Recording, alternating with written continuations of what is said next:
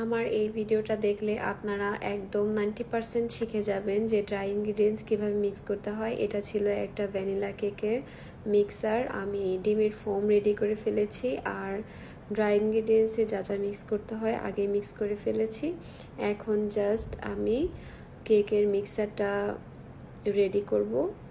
আমি ফার্স্টে আমার যে শুকনো উপকরণ আছে সেখান থেকে অর্ধেক দিয়ে নিয়েছি আর এরকম ফোল্ডিং মেথডে আমি মিক্সারটা রেডি করছি। আপনারা দেখে নেন যে ক্লক ওয়াইজ আপনারা কিন্তু সব দিকে ঘুরে ঘুরে করতে পারবেন না, জাস্ট আপনারা যেদিকে ঘোরাতে চান একদিকেই ঘোরাবেন এবং একদম আস্তে ধীরে মিক্সারটা রেডি করবেন। সাইডে যে শুকনো উপকরণ থাকবে ওগুলোও কেচে নিয়ে নেবেন।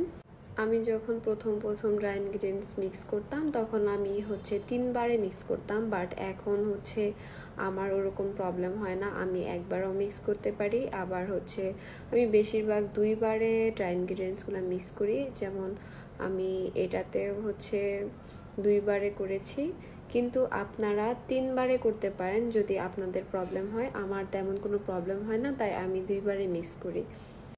আর আমি এটা আমার যে হ্যান্ড বিটার আছে সেটার কাঁটা দিয়ে মিক্স করছি। আর আপনারা চাইলে যে কি বলে হুইক্স আছে ওটা দিয়ে মিক্স করতে পারেন, ওটা দিয়ে আরও সুন্দর হয়।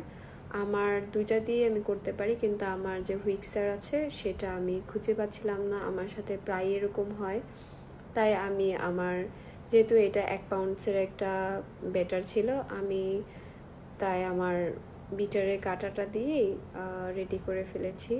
এই যে দেখেন কি স্মুথ হয়েছে আমার ব্যাটারটা, এমন স্মুথ হবে। আর সাইডে যে ড্রাই ইনগ্রিডিয়েন্টসগুলো থাকবে সেগুলোও সুন্দর করে নিয়ে তারপর মিক্স করতে হবে।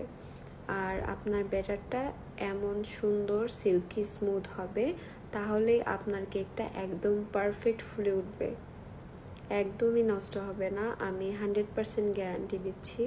পুরোটা ব্যাটার আমি সুন্দর করে নিয়ে দেন সাইডে যে ব্যাটারগুলা ছড়িয়ে ছিটিয়ে ছিল ওগুলা আমি স্প্যাচুলা দিয়ে একদম মিডলে এনে নিয়েছি। আর আমি আপনাদের দেখাচ্ছি যে কি সুন্দর হয়েছে আমার ব্যাটারটা। আর আপনার ব্যাটার কখন পারফেক্ট হবে দেখে বুঝবেন, এরকম ভাঁজ ভাঁজ হয়ে থাকবে, তখন আপনারা বুঝতে পারবেন যে আপনার ব্যাটারটা একদম পারফেক্ট হয়েছে। এই যে দেখেন।